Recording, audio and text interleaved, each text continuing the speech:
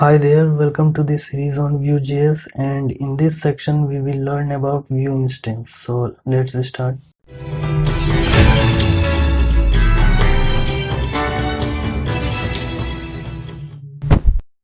Alright, so before we start, make sure that you have watched the previous section in which I have discussed about the structure of Vue application. Now in this section we will focus on root instance or Vue instance. So let's start. Okay, so how we gonna create a Vue instance? Well, it's quite simple. We just need to use new keyword along with Vue. And if you already know object-oriented programming, then you might be familiar with this syntax. Anyways, inside this parenthesis of Vue, we can pass an object which can consist of several different properties. And each property have its own meaning, and we will learn more about them in upcoming sections. Okay, so as I have said in the previous section that we can create as many instances as we want, and we can create instance by using new and Vue. Now one more thing is that each instance will be associated with a specific element. Now let's see how we can create an instance and how we can associate with an element. Okay, so I'm back in my Sublime text editor, and as you can see I have already included this CDN of Vue.js. Now let's start by creating a div element, since we need an element to associate it with the Vue instance, as we have already discussed a few seconds ago. So let's create a div element here.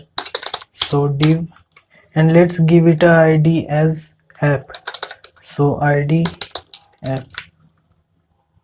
Now let's create a script tag here,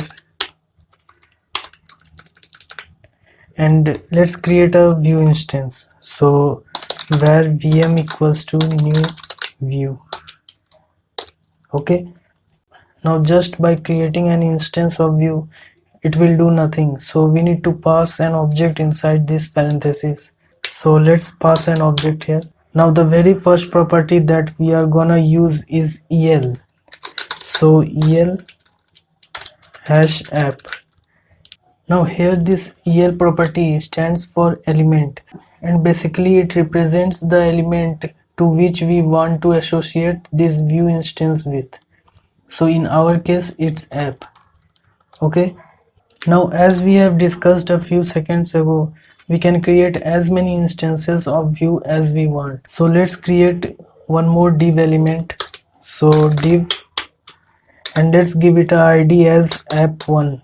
So app1, and again we will create another Vue instance. So let's say vm2. Now again, to associate this instance with app1 element, we need to pass el and then give it the ID of that element, which is app1. So for now I will keep only one instance and one element. So let's remove this instance, and let's remove this div element as well. Okay, now let's discuss one more property, which is data. Now this data property must be an object, and we can define our own sets of properties here of any type. So let's say we define a property called name, and its type is a string. So let's give it a name as John. Now how we can display this name within this div element? So for that, let's create a element first. Let's say p tag, and let's write here something. Let's say my name is. Now how we can show this value within our HTML element? So for that we can use a syntax called string interpolation, like this. Now inside this we can keep our property here, which is name. Now it will get rendered to the value of whatever the name property consists. Okay, so let's save it and give it a try in the browser. So as you can see, it shows my name is John. Okay, now we can define as many properties as we want. So let's define one more property here. Let's say age 21, and let's define one more element here. So let's say p tag, And now by using this string interpolation syntax, we can also use expressions. So let's say if age is less than or equal to 60, then you are eligible for the race. Now let's say if age is greater than 60, so we don't want them to participate in the race. So for that, let's say you are not eligible for the race. Okay, so let's save it and run in the browser. So that's how we define our view instance. Okay, so now let's discuss more about this data property. Alright, so we have seen how we can create instance of view, and we have also seen how we can create properties inside data. Now let's discuss more about this data property.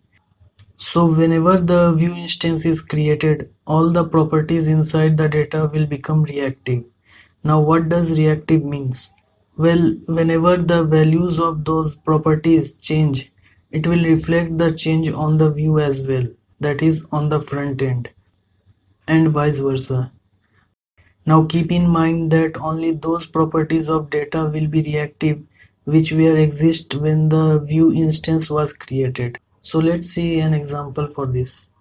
Alright, so this was our previous example where we defined two properties, name and age. Now these two properties does exist when we are creating the view instance. Also, we can access these properties like vm.name. Okay, we don't need to specify vm.data.name. We can directly access from the instance.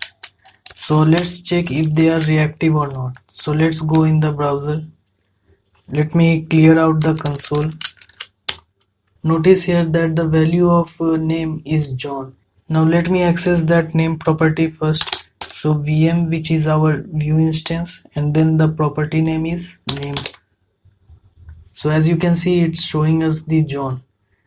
Now if we assign this property with a new value, let's say Alvin, and hit enter, you can see the value of the name property is updated here as well. So that's what reactive means. Now again, this is showing because we have used expressions where age is less than 60. So if I change the value of age to more than 60, so let's try to change it here. So vm.age is equal to 61, let's say. As you can see, it changes here. Okay, so that's what reactive means. Alright, so that's it for this section. In the next section we will discuss about lifecycle hook. Till then, if you enjoy this video, please leave a like and please subscribe to my channel.